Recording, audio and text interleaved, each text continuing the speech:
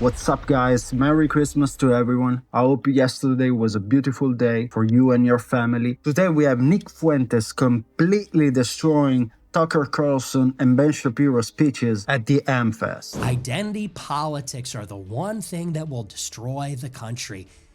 Now, let's contrast the two speeches.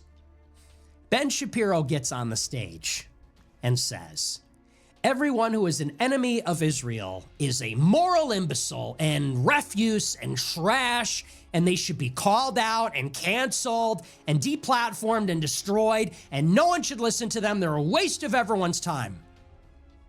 Shapiro said that as a Jew on behalf of Jews in defense of Israel. Tucker Carlson was one of the people called out. He gets up on the stage and for 20 minutes gives a speech about how anti-Semitism is evil. Anti-Semitism is bad. I'm not an anti-Semite. And here's why I'm not an anti-Semite. I'm not just saying that. It's not because I have donors. It's because it's evil. And it's evil because of my religion. And it's just as bad as hating anyone else. And it's so bad. Tucker gives a 20-minute speech talking about how anti-Semitism, which is a made-up word, it's not a real thing, gives a 20-minute speech defending himself from the accusation, claiming he's not an anti-Semite, and going further, and here's why I'm not an anti-Semite, here's why it's so evil. And then, little twist, pleading with Jewish groups like the ADL, pleading with them, saying, you know, if the shoe were on the other foot, that's always white man's move. The double standard, the ADL says anti-Semitism is bad. Well, what about when white people are being treated badly? Well, what about us? You know, you're the real haters. Is that the playbook we're running? DR3, Democrats are the real racists, Jews are the real racists now? They call us anti-Semites and I'm not, and that's so evil, but you're the real anti-white people. He actually invites the ADL to our side. He says, will you call out anti-whiteism? Well, we don't hate anybody. Really? Let me tell you something about the ADL. The ADL is a hate organization. They do hate us. It is a Jewish group. The Anti-Defamation League was founded by the B'nai B'rith Society 100 years ago. Direct connections to Israel. B'nai B'rith and the ADL at this point. They both have direct connections to Israel. ADL was created explicitly to defend Jews and ultimately later then to defend Israel. And it was groups like ADL and the American Jewish Committee and American Jewish Congress which defended civil rights law. They took Christianity out of the schools. They took Christianity out of the government buildings. They forced racial integration. They fought for the Hart-Celler Act against national origins quotas and immigration law so that people could come from all over the world to the United States because it's fair. Yeah. And then the ADL twisted the knife, supported affirmative action, explicitly anti-white policies. They started then to support mass migration because defeating white people became an end in and of itself. They hate us. They hate white people. As long as America is a white country, a mostly white majority, all white country, Jews will feel insecure. If America is a non-white country, where it is a mosaic of different ethnic enclaves and racial diversity and religiously pluralistic, then the Jews feel very safe because they will be the most powerful tribe out of a country split between many different tribes. And they can play one off of the other. And this is what they say. This is their goal. It's been their goal. Shapiro's no different. Shapiro says that Europeans have anti-Semitism in their DNA, or at least many of the people that he's employed have said that. Wow. Like Josh Hammer and Aaron Bandler and Elliot Hamilton, they've all said basically the same thing. Europeans are inherently Jew haters. They have a problem with white people in themselves. Now picture this. Shapiro, who hates whites, the ADL, which hates whites, this pro-Israel movement, which hates whites, it gets up in a white convention. It's all whites for the most part at this convention. The GOP is 90% white. The country's 65% white. They get up in the white party, the white convention, the remnant in our white country, and they declare war against the white people. And they say, we're pro-Jew, and if you're not pro-Jew, you're garbage, you're evil, you're terrible, you're an anti-Semite. And a white person gets up, Tucker Carlson, who's called out, and he says, anti-Semitism is evil, and I'm not one, and here's why, and being anti-white's just as bad as anti-Semitism. We should hate nobody. And in the end, what does Tucker Carlson say? Because I want you to pay attention to this. This is the last part from this excerpt. He said either it's a universal principle or it's not a principle at all. If it's not universal, it's identity politics. And we've had enough of that. That is the one thing that will destroy this country. That's the one thing that will destroy the country, identity politics. I'll tell you what's destroying the country: mass migration. Mass migration from India, mass migration from Venezuela, from Mexico, from the Northern Triangle, from China, soon to be from Africa, from the Middle East. Identity politics is destroying this country. Wait till you see what 100 million people from the third world will do. Identity politics is destroying the country. Look at what black people did to Chicago. Look at what they did to Detroit. Identity politics is the only thing. Really? Jewish lawyers have done a number on the country. It was identity politics in principle, or was it other groups invading the United States, other groups taking over the United States and using the United States for the benefit of their tribe, their country, their native God? What's the real threat here? Is it identity politics in itself, or is it that every other group is invading this country? And they don't even call it identity politics. They just call it taking what they feel they are entitled to, taking their own side, doing what is best for them. Yeah, if you look at groups like the ADL, BLM, the Muslim Brotherhood, even the Hebrew Israelites, as stupid as they are, these groups, they all play identity politics. They all care about their own people, and that's it. But as soon as a white man wants to care about his own people, he's a Nazi, he's a white supremacist. But all of these other groups, they play it in our countries, not even in their own country. Like, that's fucking insane. But guys, let me know in the comments what you think. It is best for Indians to colonize the United States and to bring their fellow caste members here. It is in the best interest of Africans to come here and bring Islam and bring from Africa. It is in the best interest of black people to militate for reparations and to stop police from arresting their people because they can't stop committing crimes. Yeah.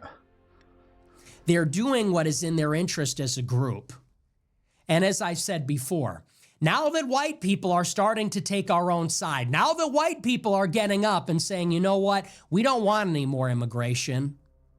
We don't want any more Indians. We don't want any more Haitians or Somalians. We don't want these people here. We don't need them. They're not making our country better. They're not like us at all. And we don't want to be outnumbered by them. And we certainly don't want to be ruled by them. We don't want our children to be ruled by them. Now, people like Tucker get on stage and tell us to pump the brakes. Well, the worst thing that could happen is if white people played identity politics. I could think of a million things worse for this country than white people playing identity politics. Yeah. Starting with and including mass migration and another war for Israel. How about that? Identity politics is the one thing that'll destroy the country. I could think of a million things before white identity politics is a problem and not the solution to what is happening. But this is the picture, which is that one group is willing to get on the stage and defend their own people. One group is willing to get on the stage and do what is best for themselves. For Shapiro to call everybody out, is that good for the Republican Party? No. Is that good for Turning Point? No. Who is that good for? That is good for people that care about Israel. To reassert the chilling effect cancel culture, censorship, that is good for people that care about Israel. It is bold, it is audacious, it is polarizing. But he'll do it because that is who he defends. The white man gets up and makes these apologies, talks about double standards. I don't hate anyone. I'm not a Jew hater. I'm really a good guy. And the one thing that could ruin America is if I took my own side.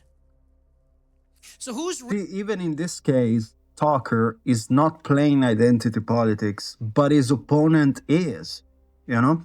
And you can say, well, you don't have to be like your enemy. But, bro, if you're not playing in the same field, in the same category, you're not even competing, you know? You can't just pretend that it's not happening because it's nice to hear, you know? You have to play identity politics with people that play it all the time, with people that play victimism in every situation possible. Come on, man. Really more disappointing there. Who's the real enemy, actually? Is the real enemy Ben Shapiro? Now, strictly speaking, he is the alien. He is the outsider. Strictly speaking, he is the foreign presence in the bloodstream. And so by definition, yes, Ben Shapiro needs to be removed from Turning Point USA. Honestly, should be removed from America, in my opinion. But who is actually more pernicious? I think it's somebody like Tucker Carlson. Because someone like Ben Shapiro takes the stage and we can point out, you are not like us. You don't look like us. You don't talk like us. You have a Brooklyn accent, but you're from LA. You're weird. Something isn't right here. It's visible. It's obvious. It's apparent. But someone like Tucker gets up, looks like us, talks like us, blue-eyed, little striking, doesn't really have much of a chin, kind of looks like a thumb, but that's okay. The hair is swept back, chooses in, okay. But he tells us, calm down, be complacent. Yeah. He tells us, relax. It's not a big deal. Everybody just accept what is happening to the country. The only thing that will bring down the country is if we react too angrily, if we react too forcefully. It's a tale of two speeches there. So Tucker gives this speech about ideological liberalism. Well, we're all just individuals. There are no groups. There are no peoples. There's no blood guild. We don't hate anyone. And I invite the ADL to come to our side. You're a hypocrite if you don't. And identity politics is always evil. Oh, that's great. I wish we had a white man that would stand up for our people. I wish we had a white man who would stand up for our country, who would stand up for the American people that are being replaced, because they are. And people don't like to hear this talk. They don't like this chest beating as white people, the white man. But who else is it? Who created the Jamestown colony? Who landed at Plymouth Rock? Who settled the country 400 years ago? Who created the English colonies? Who fought in the Revolutionary War? Who wrote the Declaration? Who wrote the Constitution? Fought in the Civil War? Led the Industrial Revolution? Yeah. Who were the Transcendentalists? Who were the fireside poets? Who invented radio, television, railway, factories, the steam engine? Who fought in World War II? Who did all of it? White men. White men explored the world, circumnavigated the globe, discovered this continent, planted a flag for Christ, planted a flag for Europe, planted a flag for Rome. It was white men that tamed the wilderness, white men that defeated the Indians, white men that had a birth of freedom in America, white men that fought and died for it, white men that tamed the frontier then, industrialized America, invented everything, made the world safe for democracy, defeating communism and fascism. That was white men, and it was white men on the moon. And Nazis got them there, actually. Nice little footnote. People like to forget about that, but it's true. And now white men are being replaced in every country in which they reside. America was a majority white country for 400 years almost. And now it's not going to be in a matter of 10. Canada, they doubled their population in 20 years, and it's all immigrants from India. Australia, not going to be a white country. All of Europe, not going to be white anymore. All of these cultures, this civilization, all that history, it's all going away. And the people that have the most to lose seem to be doing the least to stop this from happening. Where is the white man that will stand up for any of our glorious past? Where is the white man that will actually stand up and fight for it? Name the names, call out the people, fight back on our behalf, like Shapiro does for the Jews. The Jews talk about their history of getting their asses kicked by the Babylonians, getting enslaved by the Egyptians, getting their asses kicked here and there, getting expelled here and there, coin clipping and being kicked out over there. They talk about it, they defend it, they fight their enemies, and they're not even strong. Like they're weak. They're weak people. Constitutionally weak. Europeans, and I'm talking about not even like me, like the Teutons, the Teutonic Knights, the German, these are strong people. The Aryans, the Nordic people, the Vikings, the Angles. Yeah, we have to actually remember, guys, we was Vikings and shit. Okay, and the thing is, if we don't fight back now, we will not have something to fight for in the future. We will have nothing if we don't fight back now.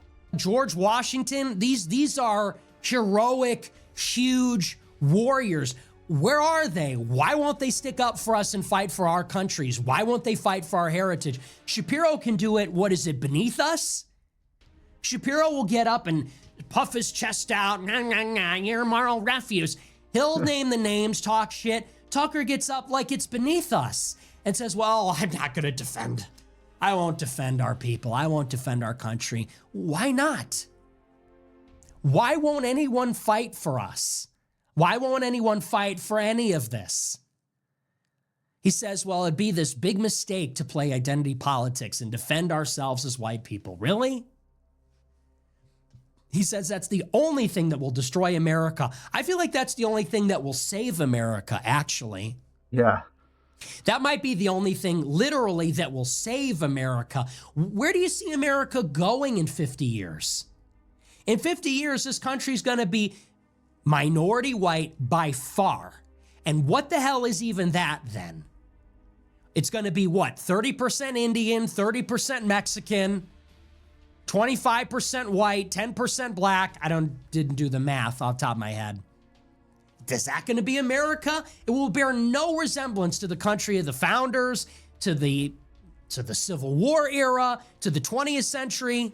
It will be a completely different country. It will effectively be dead. It will be gone. Yeah. And you're telling me that white identity is the only thing that could destroy the country? That's the only thing that without it, there will be no country. Yeah, I completely agree with Nick. And guys, let me know in the comments. Do you think identity politics is bad? Or maybe it could be the solution for America, Europe, and every single white Christian country on this earth. Leave a like and subscribe if you want to. Christ is King, and God bless you.